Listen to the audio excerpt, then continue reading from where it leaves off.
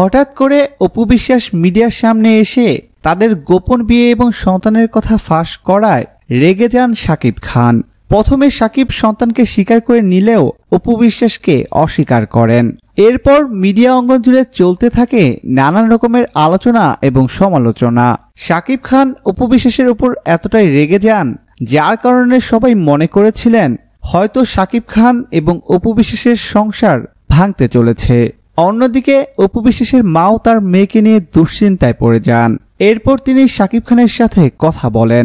জানা যায় অপু বিশ্বাসের মা শাকিব খানের কাছে ফোন করে মেয়ের সুখ ভিক্ষা চান, তাকে মেনে নিতে আকুতি জানান। শুধু অপু বিশ্বাসের মাই নন, অনেকেই ধারণা করেছিলেন হয়তো শাকিব খান অপু বিশ্বাসকে ছেড়েই দিবেন।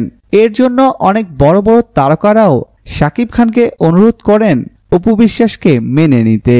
অবশেষে সব মান অভিমান ভুলে অপু বিশ্বাসকে বুকে টেনে নেন শাকিব খান। প্রিয় দর্শক, ধন্যবাদ ভিডিওটি দেখার জন্য। নিত্য নতুন এক্সক্লুসিভ সব খবর পেতে এখনই সাবস্ক্রাইব করুন এইচডি ওয়েবসে।